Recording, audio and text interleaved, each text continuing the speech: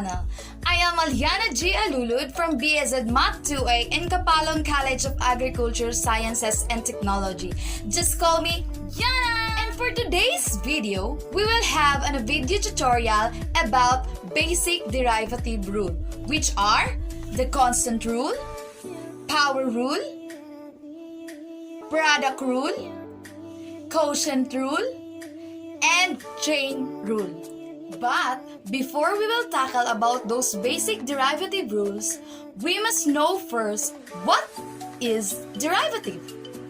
Derivative in mathematics is the rate of change of a function with respect to a variable. So meaning, derivative simply means that it is the changes of a function through its process.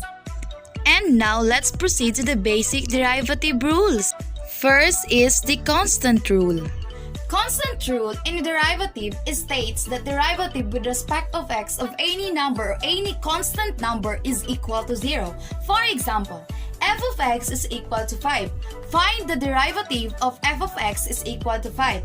So, f prime of x is equal to derivative with respect of x of 5.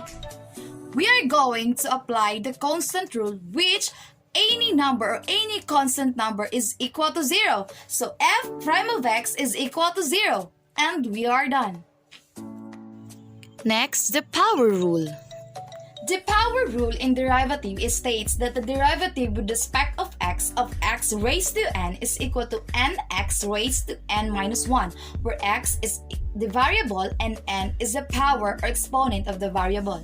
In order to get this process or this result, you just simply need to bring down the power or the exponent of the variable or any variable, and if there is numerical coefficient within the variable, you just need to multiply it. And it is always need to subtract 1, the power of the exponent of the variable or any variable.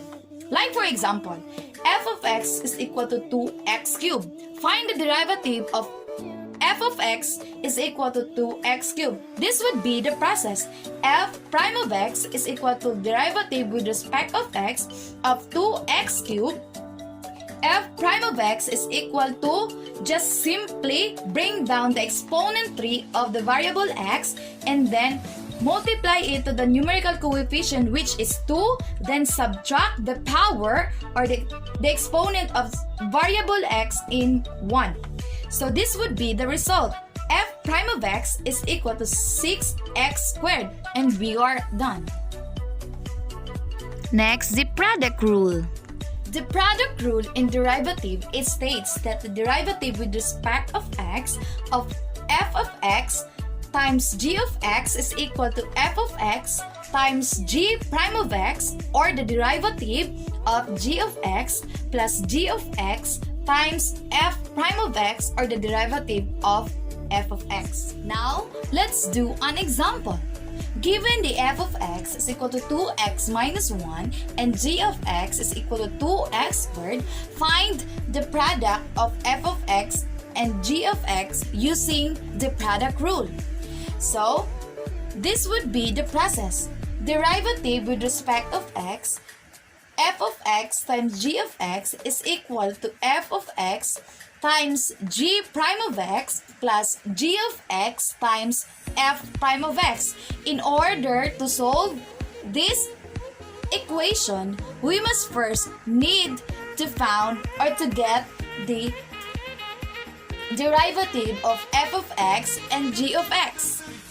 And here it is. F prime of x is equal to 2x minus 1, f prime of x is equal to 2.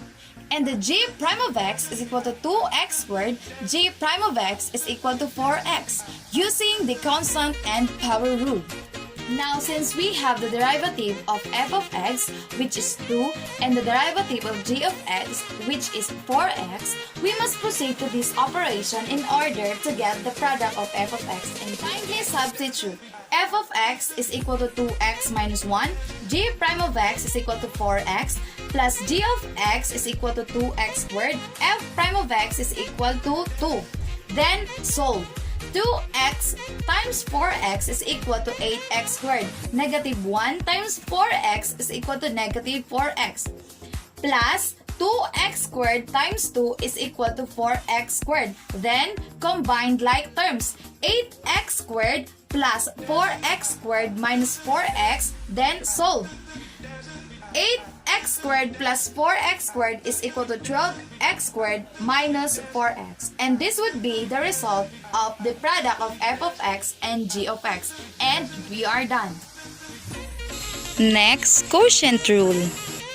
The quotient rule in derivative, it states that the derivative with respect of x of f of x divided by g of x is equal to g of x times f prime of x, or the derivative of f of x, minus f of x times g prime of x, or the derivative of g of x, all over g of x squared. For example, given the f of x is equal to 3x minus 2 and g of x is equal to 2x plus 1, find the derivative with respect of x of f of x divided by g of x.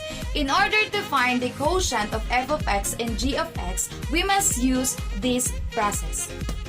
And first we need to do is to find the derivative of f of x and g of x, so it would be easy for us to substitute their different values. And here it is.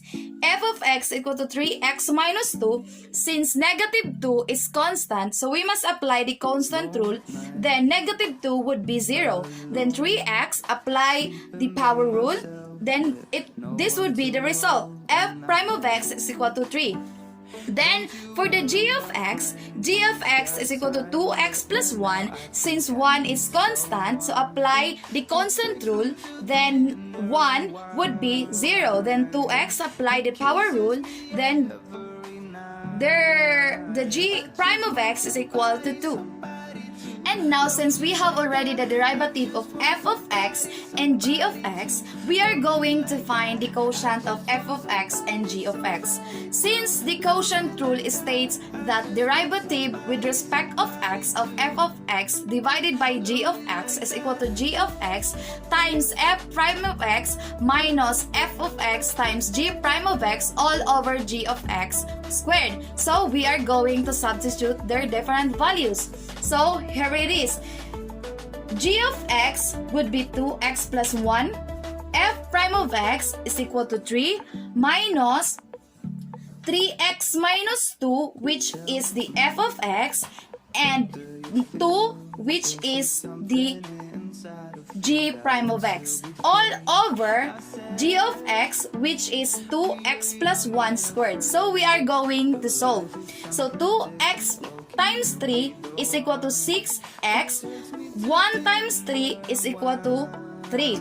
Minus 3x times 2 is equal to 6x. Negative 2 times 2 is equal to negative 4. All over 2x squared is equal to 4x squared. 1 squared is equal to 1. So 6x plus 3 minus 6x plus 4. You are going to change the sign of the subtrahend, which 6x would be negative 6x and negative 4 would be positive 4 all over 4x squared plus 1. Then combine like terms. Since 6x and negative 6x are unlike terms, so we are going to subtract it and it would be equal to 0. So 3 plus 4 would be 7 all over 4x squared plus 1. So now the result, the quotient of f of x and g of x is equal to 7 all over 4x squared plus 1. And we are done. Last, the chain rule. The chain rule states that the derivative with respect of x of f of x raised to n is equal to n times f of x raised to n minus 1 times f prime of x. So this chain rule, it's look like power rule, but it's different since there is another function in the formula, which is the f of x. Then we are going to multiply this to the f prime of x, or the derivative of f of x. So let's do an example. f of x is equal to x squared plus 4x cubed. Find the derivative of f of x is equal to x squared plus 4x cubed using the chain rule. So this would be the process. F prime of x is equal to, since 3 is the power or the exponent of this function, we are going to bring down this, then multiply to the function f of x, which is x squared plus 4x raised to the power or the 3 minus 1 times the f prime of x, which is f prime of x is equal to x squared plus 4x. 2, bring down 2, 2 minus 1 would be x, 4, 1 minus 1, 0, so it would be 4. So the f prime of x is equal to 2x plus 4, then substitute f prime of x here is 2x plus 4, then f prime of x is equal to 3 times x squared plus 4x, 3 minus 1 is 2 times 2x plus 4. So this would be the result. F prime of x is equal to 3 times x squared plus 4x squared times 2x plus 4. And we are done. Thank you for watching. I hope you will learn a lot in this video, and I hope you will love mathematics as what I do. Mathematics is very fun. Thank you!